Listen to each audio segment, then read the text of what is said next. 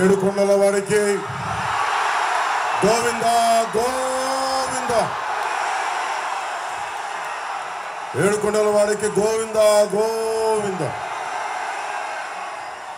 తిరుపతి పట్టణ ప్రజలకి, అన్నదమ్ములకి, ఆడపడుచులకి, అక్క చెల్లెలకి, మేడలపైన, మిద్దెలపైన దారి పొడవుతా ఖండ స్వాగతం పలికిన ప్రతి ఒక్కరికి,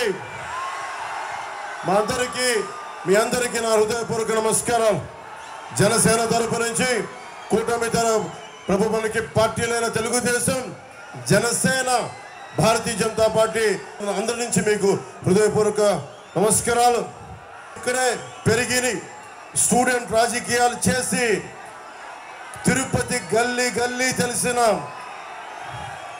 ఎస్వి యూనివర్సిటీలో అధ్యక్షుడిగా చేసి, స్టూడెంట్ విభాగానికి అధ్యక్షుడిగా చేసి, తెలుగుదేశం ప్రధాన కార్యదర్శిగా చేసి, అలిపిరిలో బాంబు పేలితే ఎగిసి 16 అడుగులు ఎత్తు పడితే కింద పడి లేచి దుమ్ము షట్టు దుమ్ము దులుపుకొని మరి దశాబ్దాల నుంచి రాజకీయం ఆంధ్రప్రదేశ్, ఉమ్మడి ఆంధ్రప్రదేశ్ స్టేట్ ఎప్పుడు ముందు నడిపిస్తున్న శ్రీ నారా చంద్రబాబు నాయుడు గారికి మనందరూ తరపున హృదయపూర్వక నమస్కారాలు. తెలుగుదేశం నాయకులకి, తెలుగుదేశం తిరుపతి పార్టీ నాయకులందరికీ, జిల్లా నాయకులందరికీ పేరు పేరున హృదయపూర్వక నమస్కారాలు. భారతీయ జనతా పార్టీ నాయకులకి, కార్యకర్తలకి, ప్రతి ఒక్కరికి హృదయపూర్వక నమస్కారాలు. మీకు ఎమ్మెల్యే అభ్యర్థిగా మనందరి కోసం బలంగా వచ్చి చంద్రబాబు గారి మద్దతుతోటి, మేమందరి మద్దతుతోటి, మోదీ గారి మద్దతుతోటి మన తిరుపతి గాజు గ్లాసు గుర్తు మీద జనసేన పార్టీ అభ్యర్థిగా, కూటమి అభ్యర్థిగా జనసేన పార్టీ నుంచి పోటీ చేస్తున్న శ్రీ ఆరణి శ్రీనివాసులు గారిని భారీ మెజారిటీ తోటి మీరు గెలిపిస్తున్నారు. దానికి కృతజ్ఞతలు చెప్పుకోవడానికి వచ్చాను. అలాగే భారతీయ జనతా పార్టీ పార్లమెంట్ అభ్యర్థిగా డాక్టర్ వరప్రసాద్ రావు గారు, నేను వారిని రాజకీయాల్లోకి 2009లో నేనే ఆహ్వానించాను. వారికి కమలం గుర్తు మీద మనస్ఫూర్తిగా మీరందరూ అభిమానంతో పెద్ద ఎత్తు మెజారిటీతో గెలిపించవలసిందిగా కోరుకుంటా ఉన్నాం. అలాగే చంద్రగిరి నియోజకవర్గం పులవర్తి నానిగారికి చంద్రగిరి నియోజకవర్గం నుంచి తెలుస్తా ఉంది మీ అఖండ ప్రేమ.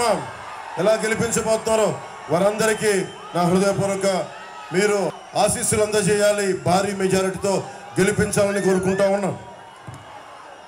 కరుణాకర్ రెడ్డి గారు ఉన్నారు ఇక్కడ. మీకు వారి అబ్బాయి కావాలా? మీకు ఎమ్మెల్యేగా కోడి బొచ్చు కూడా అమ్ముకునే వ్యక్తి, నెలకి 20 లక్షలు కోడి బొచ్చు మీద కూడా చేసేవాళ్ళు, కోడి బొచ్చు అమ్ముకునే వాళ్ళు మనకు కావాలా? లేదంటే బలంగా నిలబడి చంద్రబాబు గారి మద్దతుతోటి, జనసేన మద్దతుతోటి, ప్రధాని మోదీ గారి మద్దతుతోటి నిలబడే మనకు ఆరణి శ్రీనివాసులు గారు, మనకి అందరూ నాయకులు సంపూర్ణంగా మద్దతు ఇస్తూ ఉన్నారు. నేను మీకు మాటిస్తున్నా, చిరంజీవి గారిని ఆ రోజు గెలిపించారు మీరు, మెగాస్టార్ చిరంజీవి గారిని తిరుపతి ఎమ్మెల్యేగా. చంద్రబాబు గారిని ఒకటే కోరాను, ఇది మేము రక్షించుకుంటాం, తిరుపతి ఆధ్యాత్మికతని రక్షించుకుంటాం, తిరుమల పవిత్రతని రక్షించుకుంటాం, కులాలకి మతాలకి భేదం లేకుండా అందరినీ సంరక్షించుకుంటాం. ఇది కూటమి తరపు నుంచి మీ సంపూర్ణమైన మద్దతు ఇవ్వాలని కోరుకుంటే చాలా పెద్ద మనసుతోటి చంద్రబాబు గారు అంగీకరించారు. వారికి మీ అందరి సమక్షంలో నా చేతులెత్తి వారికి నా హృదయపూర్వక కృతజ్ఞతలు తెలియజేసుకుంటా ఉన్నాను. మన ప్రభుత్వం రాగానే మనకి ఇదివరకులాగా మనకి రుయా హాస్పిటల్ స్విమ్స్లో కానీ 11 మంది చనిపోయారు. మనకి ఆక్సిజన్ లేకుండా కోవిడ్ సమయంలో అలాంటి దుర్భరమైన పరిస్థితులు రాకుండా ఏడుకొండల టీటీడీ నిధులన్నీ సంపూర్ణంగా మన ప్రజలకి, ప్రజాక్షేమానికి, వైద్యానికి, అలాగే ఎస్వి యూనివర్సిటీకి నిధులు కొరత లేకుండా చేస్తాం. అలాగే మనకి 40కి పైగా స్లమ్స్ ఉన్నాయి, 40కి పైగా వాడలు ఉన్నాయి. ఆ వాడల్లో ఏ మాత్రం అభివృద్ధికి నోచుకోలేదు. ఆరణి శ్రీనివాసులు గారి గెలుపుతోటి మనం ప్రతి వాడ అన్ని డ్రైనేజ్ ఫెసిలిటీస్ కానీ అన్ని మనం బాగు చేసుకునే బాధ్యత కూటమి ప్రభుత్వం తీసుకుంటుంది. అన్ని పరిశ్రమలు పారిపోయినాయి. రేణిగుంట ఎలక్ట్రానిక్ మ్యానుఫ్యాక్చరింగ్ క్లస్టర్లో రిలయన్స్ ఇండస్ట్రీస్ పారిపోయింది. మనకి టాటా గ్రూప్ చెందిన వోల్టాస్ కంపెనీ పారిపోయింది. అమర్ రాజా బ్యాటరీ ఇక్కడ మన తిరుపతికి ప్రతి ఒక్కరికి ఎంతో మందికి ఆశ్రయం ఇచ్చి జీవనోపాధి ఇచ్చిన అమర్ రాజా బ్యాటరీ ఇక్కడి నుంచి వెళ్ళిపోయింది. తిరిగి అమర్ రాజా బ్యాటరీని ఇక్కడికి తీసుకొచ్చి మళ్ళీ తిరిగి ఉపాధి కల్పించే బాధ్యత మనందరం కూటమి ప్రభుత్వం మనందరి తరఫున తీసుకున్నాం. మీరు ఓటేస్తే వైసీపీకి కరుణాకర్ రెడ్డికి కానీ వారి అబ్బాయికి కానీ ఓటేస్తే కొడుకు 10% ప్రతి దాంట్లో ఇల్లు కట్టాలంటే 10%, తండ్రికి 30%, 10-30 రేషియోలో పంచుకుంటా ఉన్నారు. ఎంతకాలం మీరు భయపడుతున్నారా కరుణాకర్ రెడ్డి గారికి? మీరు వారి కొడుకు భయపడుతున్నారా? వారి కొడుకు భయపడుతున్నారా? ఇంత తిరుపతి దమ్ము, ఇంత తిరుపతి దమ్ముందా? మనకి ధైర్యం ఉందా? ఏం చేద్దాం? వైసీపీని మట్టిలో తొక్కేద్దాం, కాలం రాసేద్దాం. ఎంతకాలం భయపడతాం? రౌడీజంగా భయపడతామా? తిరుపతి 7 కొండల వాడి పైన పెట్టుకొని రౌడీలకు భయపడతామా? ఆకురు రౌడీలకి భయపడతామా? మనం రౌడీజంని చంద్రబాబు గారికి ఒకటి చెప్పాను, ఉక్కు పాతంతో ఆకురు రౌడీలందరినీ తొక్కి అవతలేస్తాం. మనకి తాడేపల్లి కూడా ఇలాంటి నియోజకవర్గాలను దీనికి స్ఫూర్తి తీసుకొని కరుణాకర్ రెడ్డి గారు వారి అబ్బాయి వైసీపీ నాయకులు చెవిరెడ్డి భాస్కర్ రెడ్డి గారు కానీ పెద్దిరెడ్డి గారు కానీ అందరూ ఎక్కడ పచ్చని చెట్టు కడిపడితే మొత్తం శేషాచలం అడవుల్లో ఎర్రచందనాన్ని సమూలంగా నరికేశారు. టీడీఆర్ బాండ్ల స్కాము 2000 కోట్ల రూపాయలు. ఎక్కడికి వెళ్ళిపోతుంది డబ్బు? ఉపాధి అవకాశాలు రావు, విద్యా అవకాశాలు సరిగ్గా ఉండవు, ఫీజు రీఎంబర్స్మెంట్ ఉండదు. ఇది మార్చుకునే బాధ్యత రావాలి అంటే కూటమి ప్రభుత్వం రావాలి, మేమందరం అండగా నిలబడాలి. తిరుపతి ప్రజలకి మనకి ఇన్ని దశాబ్దాలుగా చంద్రబాబు గారు 14 సంవత్సరాలు ముఖ్యమంత్రిగా ఉన్నారు. ఎప్పుడు కూడా తిరుపతి ప్రజలకి ప్రతి నెల 2వ మంగళవారం వెళ్ళి ఏడుకొండల వాడిని దర్శించుకునే ఒక అవకాశం ఉండేది. ఈరోజు స్థానికంగా ఉండే మన తిరుపతి ప్రజలకే 2వ మంగళవారాన్ని తీసేశారు. దాన్ని పునరుద్ధరిస్తాం. లడ్డూలు నాణ్యత తగ్గించేశారు, సైజ్ తగ్గించారు, శ్రీవాణి ట్రస్ట్ అని చెప్పి రేట్లు పెంచారు. ఎటు చూసినా అడ్డగోలుగా దోపిడి, లంచాలు, దళారీ వ్యవస్థ.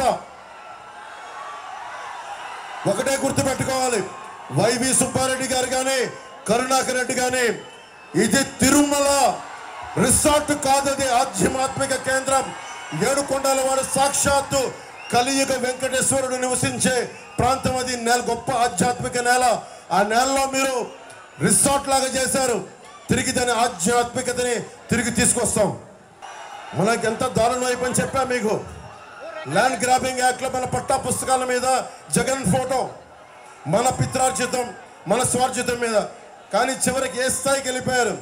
టీటీడీ ఉద్యోగులకి స్వామివారు ఇళ్ల పట్టాలిస్తే దాని మీద కూడా నవ్వుతూ ఉండే వైఎస్ జగన్ ఫోటో వేస్తూ ఉన్నారు.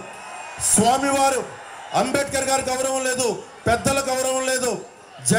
జగన్కి మీరు చెప్పండి, ఏడుకొండల వాడి ఫోటో వేస్తావా? టీటీడీ ఉద్యోగులకి వైఎస్ జగన్ ఫోటో వేస్తావా? ఏడుకొండల వాడిని అవమానం చేసినట్టే కదా ఇది. ఏడుకొండల వాడిని అవమానం చేసిన వ్యక్తికి, వారి పార్టీకి, వారి అభ్యర్థులకి ఎలా ఓటేస్తాం? కోడి పచ్చు అమ్ముకునే వాళ్ళు వాళ్ళకి ఎందుకు మనం ఓటేయాలి? తిరుపతిలోనే గోవిందరాజు స్వామి సత్రాలు ఇంకా 40-50 సత్రాలు బాగుండే సమయంలో కూడా 200 కోట్ల రూపాయల ముడుపుల కోసం మొత్తం కూల్చేసి కొత్త కట్టడానికి ప్రయత్నం చేశారు. అదే మనకు ఫీజు రీంబర్స్మెంట్లు కానీ అవకాశాలు ఏమి ఇవ్వాల. చిరంజీవి గారు వచ్చినప్పుడు దాదాపు 1000 మనకి 1600 ఇళ్ళు పైగా శాంక్షన్ చేశారు 2009లో. ఈ రోజుకి ఆ రేకు షెడ్లు తిరుమలలో ఉండే ఇళ్ళకి ఆయన పర్మనెంట్గా స్లాబ్ వేయాలని రాగానే ఎమ్మెల్యేగా చేస్తే ఈ రోజుకి అది 149 ఇళ్ళు మటుకే మనకి మన పైన ఇది వేశారు, స్లాబ్ వేశారు. రాగానే చిరంజీవి గారు ఏ ఆశయంతో చేశారో ఆ ఆశయాన్ని పూర్తి చేసి ఆ ఇళ్ళన్నిటికీ స్లాబ్ వేయిస్తాం. మీ డబ్బులు ముఖ్యంగా తిరుమల హుండీలో అడ్డగోలుగా దోపిడీలు జరిగినాయి. అడ్డగోలుగా స్వామివారు తిరుమల పవిత్రతని మన గతంలో వీళ్ళ నాయకులు కూడా చెప్పారు. 7 కొండల వాడికి 7 కొండలు దేనికి, 2 కొండలు చాలంటే మొత్తం ఏమైందో తెలుసు మీకు.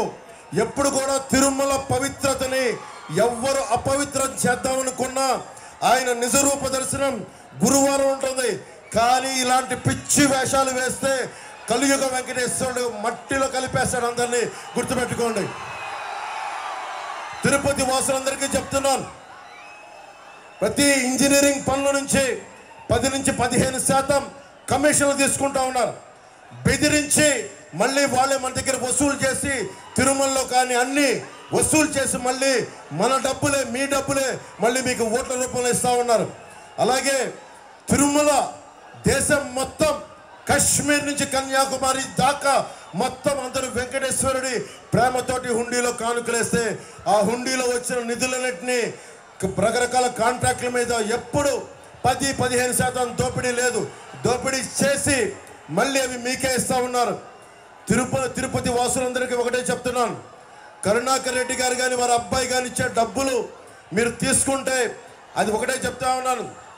తిరుపతి వాసులందరికీ చెప్తా ఉన్నాను, వైసీపీ వాళ్ళు ఇచ్చిన డబ్బులు అవి తిరిగి స్వామివారికి హుండీలో వేసేయండి. ఎందుకంటే అది స్వామివారి సొమ్మది, మంచిది కాదు మనకి. చాణక్యుడు చెప్తాడు, భగవంతుడి సొమ్ము మనం తీసుకుంటే తరాలు ఎగిరిపోతాయని. అందుకని చెప్తా ఉన్నాను, వైసీపీ నాయకులు ఇచ్చిన మీరు సాక్షాత్తు వెంకటేశ్వరుడి పాదాల కింద ఉన్నవారు, మీరు తిరుమల వెంకటేశ్వరుని సేవించుకునేవాళ్ళు. ఆ డబ్బులు దయచేసి ఇచ్చిన తీసుకొని వెంకటేశ్వరం టీటీడీ హుండీలో వేసేయండి. దాన్ని అక్రమంగా తీసుకొని మీ ఓట్లను కొనుగోలు చేయడానికి భూమా కరుణాకర్ రెడ్డి గారు వారి మనుషులందరూ చేస్తూ ఉన్నారు. వడ్డీ కాసులు వాడి సొమ్ముని అడ్డంగా దోచుకుంటున్న మనకి భూమన కరుణాకర్ రెడ్డి గారి డబ్బు భవిష్యత్తులో తెలుస్తుంది. ఎక్కువ కాలంలో లేదు. కూటమి ప్రభుత్వం వస్తుంది, ధర్మం గెలుస్తుంది, మనకి కూటమి ప్రభుత్వాన్ని సాధిస్తుంది. కూటమిదే పీఠం. మనం రాగానే దేవస్థానం నుంచి వచ్చే నిధుల్ని ఇక్కడ కాలేజీలకి, ఇక్కడ ఆసుపత్రులకి, ప్రజా సంక్షేమానికి పెడతాం. అన్ని చోట్ల మనం అఖండ విజయం సాధిస్తున్నాం. అన్ని సర్వేలు మొత్తం మనదే విజయం, కూటమిదే విజయం, మనదే ప్రభుత్వం.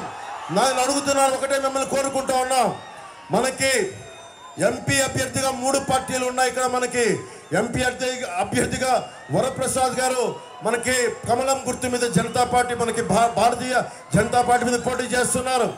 చంద్రగిరి నుంచి తెలుగుదేశం పార్టీ సైకిల్ గుర్తు మీద పులవర్తి నాని గారు పోటీ చేస్తున్నారు. మన గాజు గ్లాస్ గుర్తు మీద ఆర్ఎన్ శ్రీనివాస్ గారు పోటీ చేస్తున్నారు.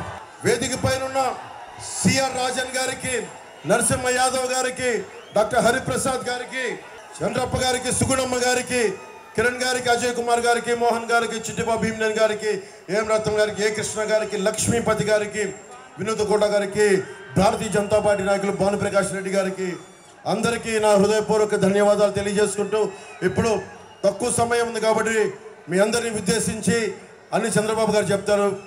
వారి మాటలు విందాం, వారి సందేశం విందాం.